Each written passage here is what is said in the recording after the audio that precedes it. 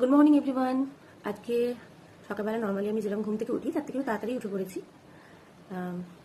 আর এই মর্নিংটা যে বললাম গুড মর্নিংটা সত্যি কতটা গুড হবে বা সারাটা দিন আজকে কীরকম কতটা আমি ভালো কাটাবো I don't know, but I hope ভালোই কাটুক। এবার কেন এই কথাটা বলছি সেটা এখনই তোমাদের সঙ্গে শেয়ার করছি না, পুরো ভিডিওটা দেখতে থাকো। তবে হ্যাঁ, আজকে একটা জিনিস ঠিক করেছি, অনেকদিন তোমাদের সঙ্গে আমি ডেইলি ব্লগ শেয়ার করিনি, তো আজকে মোটামুটি চেষ্টা করবো সারাদিন কিরকমভাবে কাটালাম সেটা শেয়ার করার। তো যেহেতু একটু চাপের মধ্যে রয়েছি, তারার মধ্যে রয়েছি, তাই এখন তোমাদের সঙ্গে বেশি গল্প করা যাবে না। চলো দেখা হচ্ছে। এখন বাজে 8:30, আর এখন আমি বসেছি চা নিয়ে। ছেলেই মাত্র বেরিয়ে গেল, সব টিফিন দিয়ে খাইয়ে দাইয়ে জাস্ট বের করে এবার আমি চা করলাম, চা নিয়ে বসেছি।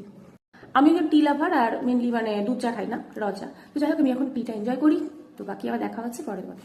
এই দেখো, যেই জন্য আজকে বলছিলাম যে প্রচুর চাপের মধ্যে আছি, আজকে অ্যাকচুয়ালি কিচেনটা আমার দখলে, কিচেনে আমি চলে এসেছি, রাত স্নান টান হয়ে গেছে। তো এসে দেখছি অলরেডি আমার বর অনেকটা হেল্প করে রেখেছে। আসলে ব্যাপারটা হচ্ছে আমাদের যে রান্না দিদি আজকে আসবে না বলে গিয়েছিল, তো ওই জন্যই একটা চাপ ছিল আর কি। তো দেখো আমার বর কতটা হেল্প করে দিয়েছে, তো আমি দেখি একটু মনটা খুশ হয়ে গেছে। আরে প্রচুর একটা ভয় কাজ করছিল, কী করে এতগুলো রান্নাবান্না করবো, কখন করবো। তার মধ্যে আমাদের যে হেল্পিং হ্যান্ড, যে বাসন টাসনগুলো মেজে দেয়, ঘর পরিষ্কার করে, সেও একসঙ্গে ছুটি নিয়েছে, সেও আজকে আসে। মাছে দেখো, আজকে আমাদের এসেছে কাতলা মাছ আর ছোটো ছোটো চিংড়িগুলো হচ্ছে নদীর চিংড়ি। হ্যাঁ, আমার বর তো এটাই বলে, নদীর চিংড়ি শক্ত শক্ত হয়। তো চলো এবার মাছগুলো ভাজি আগে।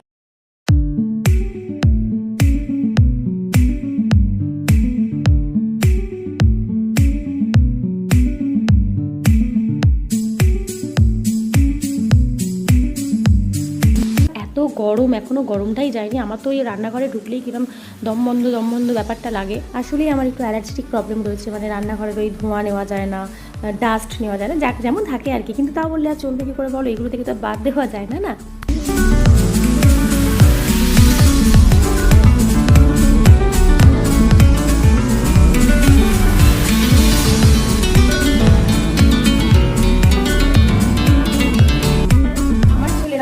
চিন্তা রাখো, আমার কিন্তু গরম লাগছে, রান্না করছে, আমি উয়া করছি রান্নাঘরে। তো শরবত করেছি, লেবুর শরবত, যেটা আমার রান্না করতে করতে মাঝখানে খেতে ভীষণ ভালো লাগে।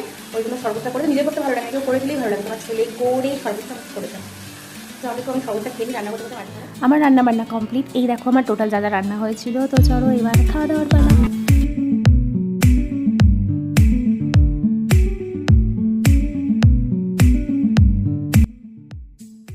এবারের মতো সমস্ত কাজ কমপ্লিট। এখন আমি মোটামুটি ফ্রি। এই বিকেলবেলাটা আমি একটু ফ্রি থাকি। তো মেনলি এই সময় তোমাদেরকে যে কথাটা বলার জন্য আমি এলাম। তো অনেকেই এখন বলবে যে সকালবেলা যেভাবে তুমি বললে যে কীভাবে কাটবে দিনটা জানি না, তো মেয়েদের কাজ তো রান্নাবান্নাই করা, তো রান্নাবান্না করার জন্য এত কিছু। তো এটাই অনেকের মধ্যে প্রশ্ন আসবে যে ঢং ন্যাকামো একদিন রান্না করেছে বলে এরকম শোনাচ্ছে। অ্যাকচুয়ালি সেরকম কোনো ব্যাপার না, জানো তো। আসলে ব্যাপারটা, আমরা সবাই অভ্যেসের দাস। আমরা যেরকম রুটিনে চলি সেটাই আমাদের একটা অভ্যেসে পরিণত হয়। এর বাইরে রুটিনের একটু হেরফের হলেই আমাদের কিন্তু চাপ লাগে।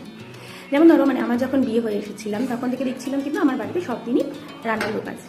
তো তাই জন্য এই রান্নাবান্নাটাতে আমি একদমই খুব একটা কমফোর্টেবল নয়। ওই একদিন একটু ভালো মন্দ রান্না করলাম, ব্যাস ওকে। বাট রেগুলার বেশি যে সমস্ত রান্নাবান্না করতে হবে তখন আমার ভীষণ একটা হরবক্ষর লাগে।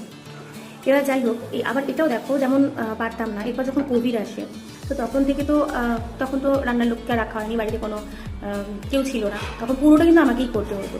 তখন প্রায় 4 বছর আমাকে রান্নাবান্না সমস্ত কাজ করতে হয়েছে। তো তখন প্রথম দিকটা খুব বড় লাগলেও কিন্তু একটা সময় পুরো ওই লাইফটাতে অভ্যস্ত হয়ে গিয়েছিলাম, তখন কোনো সমস্যা হয়নি।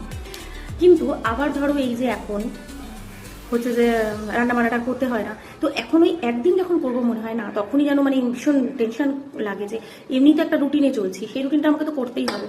তারপর আবার গিয়ে ওটা কিভাবে ম্যানেজ করবো, তো এটা একটা ভয় লাগে আর কি। তো এই জন্যই যাই হোক, যেহেতু বড় অনেকটাই হেল্প করে দিয়েছে, তো সেরকম কোনো সমস্যা হয়নি, ভালোইভাবে কাটলো। আর ঠিক আছে, মাঝে মাঝে এরকম রুটিনের হেল্প হলেও বেশ মন্দ লাগে না। মাঝে মাঝে আমরা রুটিনের বাইরে চলতে খুব পছন্দই করি। ঠিক আছে, তো হয়ে যাওয়ার পর যখন সব কিছুটা ঠিকঠাক হয়ে যায় তারপর বেশ ভালো লাগে। তো বেশ ভালোই লাগলো। তো আজকে দিনটা মোটামুটি খারাপ কাটলো না, ভালোই লাগলো। অনেকদিন পর রান্নাবান্না করলাম, আর খেয়ে দিয়ে সবাই মোটামুটি বেশ ভালোই বলেছে, সব ঠিকঠাক আছে। বিশাল কিছু রান্নাবান্না হয়নি, বাট ভালো কিছু হয়নি, নর্মাল যেরকম রান্নাবান্না হয় সেরকমই হয়েছে। আর সবাই খুব খুশি, আর সবাই মোটামুটি খাবার খাইয়ে সবাইকে খুশি হতে পারলে তাহলে আর কোনো সমস্যা থাকে না। তো অনেকদিন পর তোমাদের সঙ্গে একটু এরকম ব্লগ শেয়ার করলাম, তোমাদের কেমন লাগলো অবশ্যই জানিও। তোমাদের উৎসাহ পেলে বেশি করতে ইচ্ছে করে। তো চলো আজকের মতন টাটা, সবাই ভালো থাকো, ভালো থাকো।